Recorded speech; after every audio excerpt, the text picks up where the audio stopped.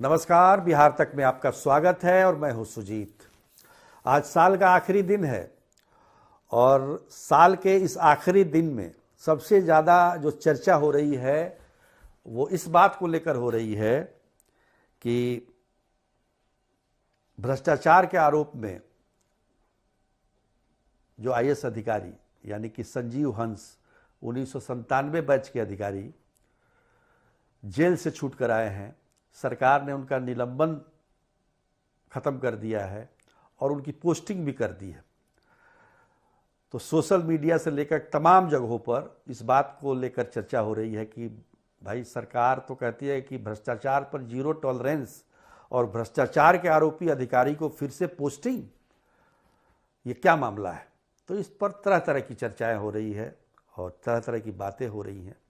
चूँकि ये अब इन बातों का बहुत ज़्यादा मतलब नहीं है क्योंकि चुनाव तो हो चुका है, रिजल्ट भी आ चुका है, बम्पर सफलता मिली है सरकार को, तो इसका बहुत ज़्यादा महत्व अभी नहीं है। लेकिन जनता में इस बात को लेकर जरूर चर्चा होती है कि मुख्यमंत्री नीतीश कुमार की छवि तो काफ़ी ईमानदार है, फिर भी ये कैसे संभव हो जाता है कि इस प्रकार के अधिकारी को फिर से पोस्टिंग मिल जाए। नीतीश कुमार को लेकर ये चर्चा हो रही है। अब इनको कौन समझाए कि भाई एक कमेटी होती है और कमेटी में कौन लोग होते हैं पता ही होगा, सब आईएएस अधिकारी ही होंगे। वही तय करती है कि फलाना व्यक्ति पर जो आईएएस अधिकारी हैं उन पर गंभीर आरोप लगा है तो इनको रखा जाए कि इनका निलंबन हटा दिया जाए। तो अपने बिरादरी के होते हैं तो ज़्यादातर मामलों में ये होता है कि भाई हटा दिया जाए। काहे के लिए निलंबित रखने का क्या मतलब है? जब जेल से बाहर आ गए हैं तो इनसे कुछ काम करवाया जाए। तो इसी सिलसिले में जो है सरकार जो है 15 दिसंबर को निलंबन समाप्त कर देती है इनका और फिर 30 तारीख को पोस्टिंग भी कर देती है राजस्व परिषद का सचिव बनाकर। तो भाई बैठे बैठे कुछ काम करेंगे, ऐसे क्या मतलब है? तनख्वाह तो देनी पड़ती है निलंबन के दौरान भी, आधी तनख्वाह मिलती है। तो ये मसला है। लेकिन जनता तो जनता है भाई, जनता तो सोचेगी कि पर ईडी ने कहा था कि 2018 से लेकर 2023 के बीच में 100 करोड़ की संपत्ति इन्होंने बनाई है और इन पर जो है ऊर्जा विभाग का काम करते हुए, सचिव रहते हुए टेंडर में इन्होंने कमीशन लिया, घूसखोरी की और अकूत कमाई की। मर्सिडीज गाड़ी भी, इसकी भी चर्चा है, कहाँ कहाँ फ्लैट है, क्या है, बहुत सारे तो सब पता ही है आप लोगों को, बहुत ज़्यादा जाने की ज़रूरत नहीं है। सीधे मान लीजिए कि 100 करोड़ का घोटाले का आरोप इन पर है और ईडी ने इनके यहाँ छापेमारी की थी जुलाई 2024 में और फिर अक्टूबर 2024 में इनको गिरफ्तार भी कर लिया। लेकिन चार्जशीट दाखिल तो हुआ पर ट्रायल शुरू नहीं हो पाया और इसी आधार पर पटना हाईकोर्ट ने इनको जमानत दे दी इसी साल अक्टूबर में, क्योंकि 1 साल से ज़्यादा आप भ्रष्टाचार के आरोप में बिना ट्रायल के आप नहीं रख सकते हैं। इस तरह का है कानून। अब आम जनता के लिए तो शायद ऐसा नहीं है। आम जनता के लिए तो बिना ट्रायल के, अंडर ट्रायल कई साल से पड़े हुए हैं लोग जेल में। खैर, तो ये आम जनता की बात नहीं है, आईएएस अधिकारी की बात है। मैं एक बात बता दूं कि सबसे पावरफुल लॉबी जो इस देश में है वो आईएएस अधिकारियों की है। आईएएस अधिकारी से ऊपर कुछ भी नहीं है, कुछ भी कर सकते हैं। तो उसमें अपना कमेटी ने कह दिया भाई इनको निलंबन इनका हटाया जाए, तो हटा दिया। अब निलंबन हट गया तो पोस्टिंग भी हो गई। लेकिन ये पहला मामला नहीं है। आप देखिए, आप लोग को याद, आप भूल जाते हैं, के सेंथिल कुमार 1996 बैच के आईएएस अधिकारी, इन पर भी भ्रष्टाचार के आरोप लगे थे। इन पर भी ईडी ने कार्रवाई की थी।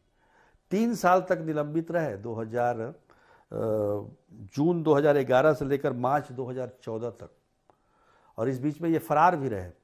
लेकिन आए तो फिर इनको हाथों हाथ लिया गया, फिर इनको सरकार में अच्छा काम कर रहे हैं ये।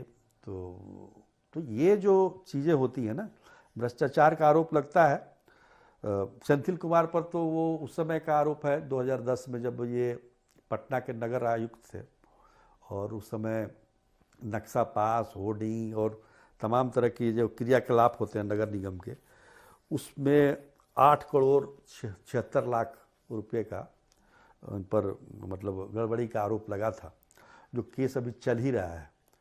उसमें 2022 में शायद चार्जशीट दाखिल हुआ। अब सोचिए 2010 में जिस मामले में केस हुआ हो वो 22 में चार्जशीट दाखिल हुआ। हालांकि संजीव हंस के मामले में चार्जशीट दाखिल हो गया है, 2000 से अधिक पन्नों का चार्जशीट है, लेकिन ट्रायल शुरू नहीं हुआ।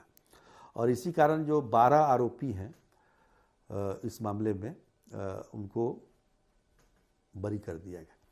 अब ये जो मामला है संजीव हंस का, तो मामला गजब है। इन पर मतलब भ्रष्टाचार का आरोप कैसे लगा, ये भी एक मतलब सोचने वाली बात है कि एक महिला वाली वकील ने इन पर बलात्कार का आरोप लगाया, उसकी जांच हुई और उसमें जो है मनी लॉन्ड्रिंग की बात आई। उसमें आया कि इनके खाते में कुछ पैसे आए हैं, वो पैसा कहाँ से आया, करते करते वो संजीव हंस तक ये बातें, और गुलाब यादव नाम सुना ही होगा आरजेडी के, उन तक ये बातें पहुंच गई और फिर ये ईडी की इसमें एंट्री हो गई।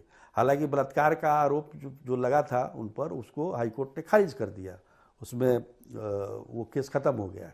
लेकिन वो केस ख़त्म हुआ, ये केस चालू हो गया। अब ये जो है कहिए कि संजीव हंस की इस गिरफ्तारी को लेकर पूरे हड़कंप मचा हुआ था पूरे लॉबी में, आईएएस लॉबी में बिहार में। लेकिन अब तो वो निकल गए हैं। अब तो देखिए सेंथिल कुमार 10 साल से काम कर रहे हैं इन पर, कहाँ कुछ सच काम चलता रहेगा, होते होते रिटायर हो जाएंगे और रिटायरमेंट के बाद देखा जाएगा। तो चर्चा करना बेकार है, क्योंकि होता वही है जो मतलब अब कानून सम्मत ही कार्रवाई होती है ना।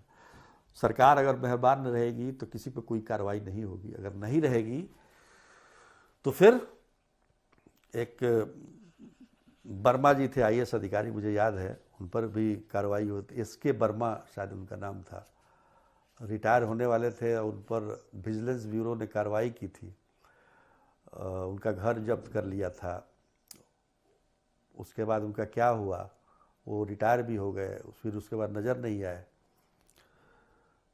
तो यही है कि सरकार मेहरबान तो सब कुछ ठीक ठाक है।